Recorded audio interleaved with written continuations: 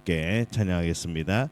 너 성결케 위해 늘 기도하며 너 주 안에 있어 늘 성경 보고 온 형제들 함께 늘 사귀면서 일하기 전마다 너 기도하라. 너 성결케 위해 내 머리 숙여 저 은밀히 계신 내 주께 빌라. 주 사귀어 살면 주 닮으리니 널 보는 이마다 주 생각하리.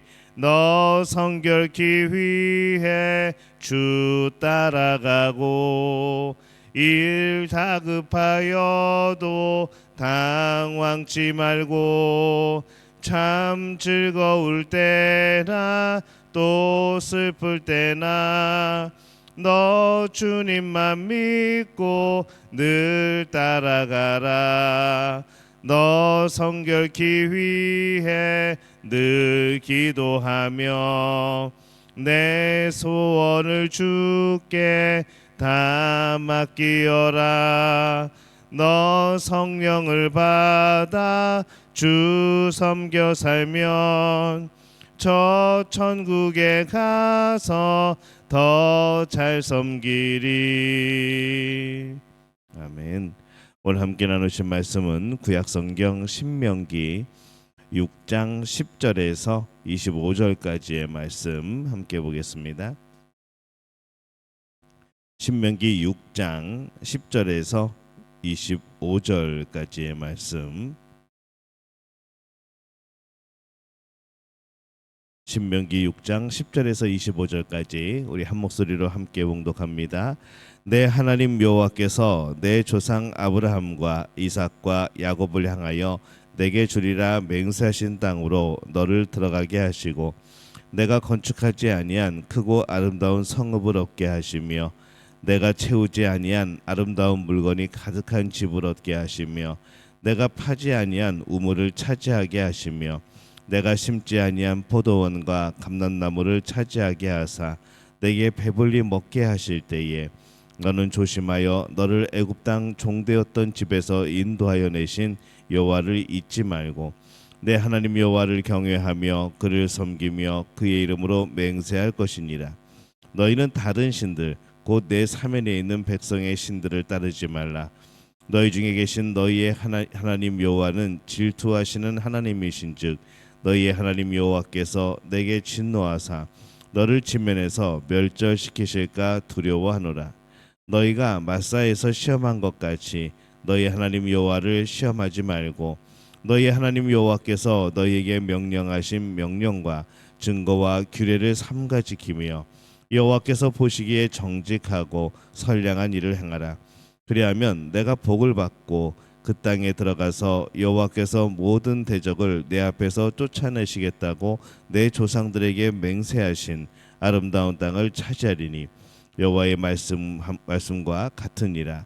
후일에 내 아들이 내게 묻기를 우리 하나님 여호와께서 내 명령하신 증거와 규례와 법도가 무슨 뜻이냐 하거든 너는 내 아들에게 이르기를 우리가 옛적에 애굽에서 바로의 종되었더니 여호와께서 권능의 손으로 우리를 애굽에서 인도하여 내셨나니 곧 여호와께서 우리의 목전에서 크고 두려운 이적과 기사를 애굽과 바로와 그의 온 집에 베푸시고 우리 조상들에게 맹세하신 땅을 우리에게 주어 들어가게 하시려고 우리를 거기서 인도하여 내시고 여호와께서 우리에게 이 모든 규례를 지키라 명령하셨으니 이는 우리가 우리 하나님 여호와를 경외하여 항상 복을 누리게 하기 위하심이며 또 여호와께서 우리를 오늘과 같이 살게 하려 하심이라.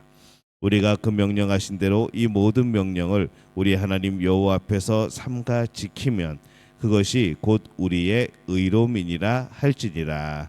아멘. 할렐루야. 하나님의 은혜가 오늘 새벽에 하루의 첫 시간을 주 앞에 드리는 우리 믿음의 가족들에게 함께 하시기를 예수님의 이름으로 축원합니다. 오늘 말씀을 가만히 보면은 이 말씀을 따라간다는 것, 이것은 때로는 우리에게 어떻게 보면 참 쉬워 보일 수 있지만은 이 오늘 말씀을 잘 따라가더라도 우리가 또 내일 말씀에 대해서 이 잘 따라간다라는 보장은 없습니다. 그래서 이 말씀은 항상 미래에 대한 소망을 가지고 있지만은 이 현실에 대해서 항상 우리가 조심하고 마음을 다잡을 필요가 있는 것이죠. 오늘 10절 말씀에 보면은 내 하나님 여호와께서 내 조상 아브라함과 이삭과 야곱을 향하여 내게 주리라 맹세하신 땅으로 너를 들어가게 하시고 내가 건축하지 아니한 크고 아름다운 성읍을 얻게 하시며 이렇게 말씀을 합니다. 요단 동편에 있을 때와 또 요단강 건너 가나안에 편히 있을 때는 상황이 좀 다릅니다. 모세는 그 상황이 바뀐 그때에 그들의 마음도 바뀔 것을 경고합니다. 그래서 12절에 너는 조심하여 너를 애굽 땅 종되었던 집에서 인도하여 내신 여호와를 잊지 말고 이렇게 말씀을 합니다. 그때에도 그들은 자신을 돌아봐야 하는 것이죠. 여기까지 누가 인도하셨는가? 우리는 왜 이 땅에 지금 살아가고 있는가? 이것이 어떤 은혜인가? 늘 기억하면서 우리를 애굽 땅에서 이끌어내신 하나님을 기억해야 된다라고 말씀을 합니다. 사람들은 이렇게 계속해서 되새기고 하나님의 은혜를 깨닫지만 않으면은 과거를 쉽게 잊어버리고 현재를 당연한 것으로 이기고 미래는 그냥 아주 화려한 분홍빛으로 물들 것처럼 그렇게 생각을 하는 것이죠. 신앙인은 은혜로 채워진 삶입니다. 은혜로 만들어진 삶입니다. 하나님의 은혜가 아니면 도저히 설명할 수 없는 것이 바로 이 신앙인의 삶이죠. 그 믿음이 크든 작든 하나님의 은혜로 채워진 삶이 우리들의 삶입니다. 근데 어느 날부터 자연스럽게 우리는 착각하기 시작합니다. 자연스럽게 내 삶이 당연한 것처럼 원래 그랬던 것처럼 그렇게 여기게 되어지고 내 삶에 무엇인가를 더 채우기 위해서 다른 은혜를 찾기 시작하는 그것이 하나님의 은혜가 아니라 다른 은혜들을 찾기 시작하는 것을 우리는 보게 되어지는 것이죠. 14절에 보면은 너희는 다른 신들 곧 내 사면에 있는 백성의 신들을 따르지 말라 이렇게 말씀합니다. 이스라엘 백성이 가나안에 들어갔을 때에 다른 신들을 섬기는 것이 참 매혹적으로 보일 수 있다는 것이죠. 신앙의 역사에서 항상 그랬습니다. 다른 신을 섬길 이유가 생깁니다. 우리도 하나님 외에 다른 것들이 그 왕좌에 자꾸 앉으려고 하는 것을 보는 것이죠. 다른 신을 섬김으로써 자신의 어떤 욕구를 더 채울 수 있다고, 더 쉽게 채울 수 있다고 생각하게 되어지는 겁니다. 그래서 자꾸 다른 것이 들어오고 우리가 또 다른 것을 자꾸 불러오게 되어지는 것이죠. 13절에 보면은 내 하나님 여호와를 경외하며 그를 섬기며 그의 이름으로 맹세할 것이니라 이렇게 말씀을 합니다. 그러나 우리의 상황 속에서도 우리는 하나님만을 섬겨야 합니다. 하나님만을 경외하고 예배하고 하나님의 이름만을 찬양하고 하나님을 예배하는 일에 다른 것이 영향을 미치면 안 되겠죠. 공부해야 되고 직장 다녀야 되고 자녀들을 돌봐야 되고 이 수없이 많은 일들. 근데 그것이 하나님을 예배하는 것과 절대로 비교할 수 없습니다. 이 하나님을 경외하고 예배하는 일은 그 자체로 독보적인 일이고 우리에게 가장 중요한 근간이 되는 일이라는 것이죠.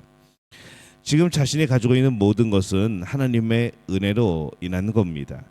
하나님의 은혜를 잃어버리고 다른 것을 찾기 시작하면 더 채워지는 것이 아니라 오히려 하나님의 은혜를 잃어버리게 되어지는 것이죠.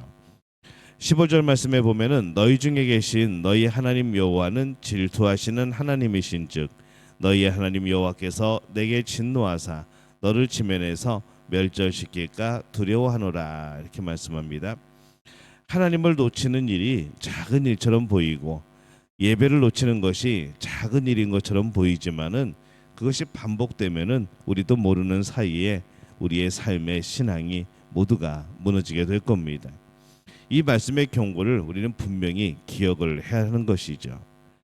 상황이 바뀌어도 말씀을 지키는 일은 바뀌지 말아야 됩니다. 17절에 너희 하나님 여호와께서 너희에게 명령하신 명령과 증거와 규례를 삼가 지키며 이렇게 말씀을 합니다. 상황이 바뀌어도 하나님의 말씀은 변하지 않습니다. 1년만 지나도 우리는 많은 것들이 바뀌고 정보도 바뀌게 되어지고 문화도 새로운 유행과 문화들이 이제 나타나게 되어지죠. 근데 하나님의 말씀은 바뀌지 않습니다. 이 참 얼마나 놀라운 일인지 모릅니다. 상황이 바뀌어도 말씀은 지키는 일에 그래서 우리는 신실해야 하는 것이죠. 삼가 지킨다. 우리가 나를 돌아보고 나를 바로잡고 늘 나를 채찍질하여서 하나님의 말씀을 지키는 것, 또 힘을 다하여 지키는 우리의 삶이 되어야 하는 것이죠.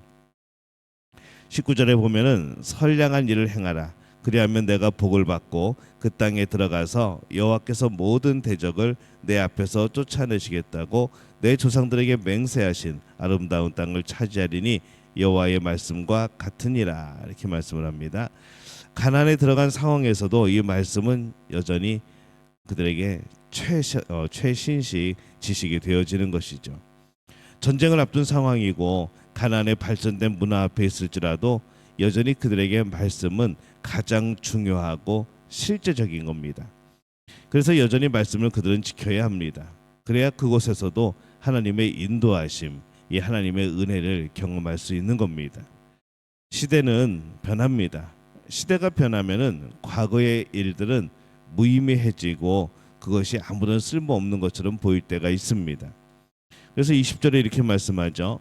후일에 내 아들이 내게 묻기를 우리 하나님 여호와께서 명령하신 증거와 규례와 법도가 무슨 뜻이냐 하거든.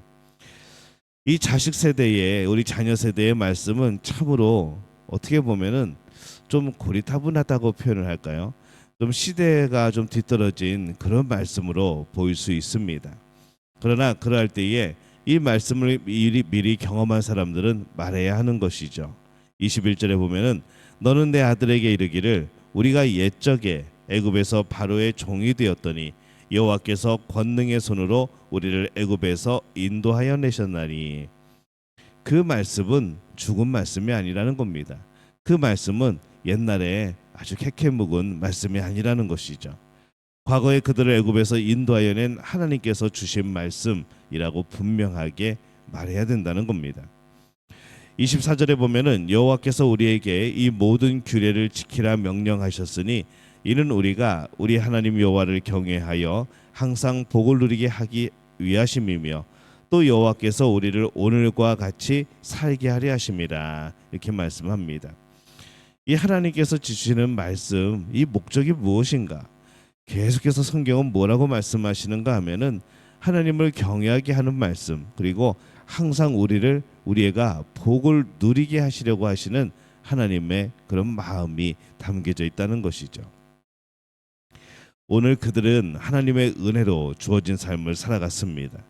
그 모든 것은 말씀을 지킬 때 이루어진 것이고, 그래서 말씀은 여전히 그들의 시대에도 여전히 가장 유효한 그런 복의 근원이 된다는 것을 말할 수 있어야 하는 것이죠.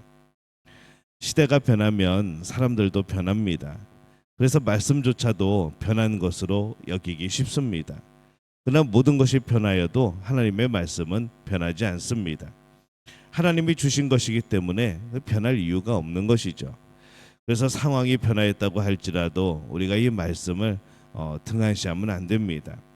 상황이 변할 때마다 더욱더 말씀을 붙들고 이 말씀은 어떻게 나에게 말씀하고 계신가? 이 말씀은 어떤 기준을 잡고 있는가? 그래서 우리가 그 말씀을 통하여서 우리의 삶을 변화시킬 수 있는 그런 삶의 모습이 되어야 하죠. 바뀐 상황에서 말씀을 지키기 위해서 어떻게 해야 되는지 우리는 정말 씨름해야 합니다. 내가 어떻게 이 말씀을 지킬 수 있을까?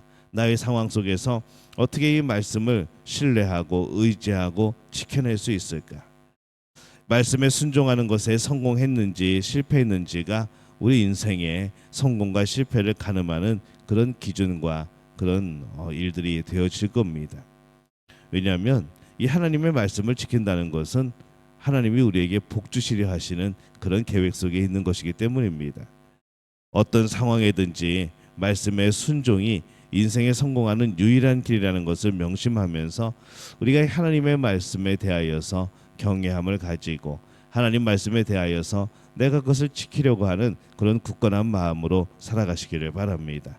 그럴 때에 하나님께서 열어주시는, 하나님께서 채워주시는, 하나님께서 인도하시는 그런 복된 삶이 여러분에게 주어지게 되어질 줄로 믿습니다. 이 복을 누리는 우리 믿음의 가족들 되어지시기를 예수님의 이름으로 축원합니다.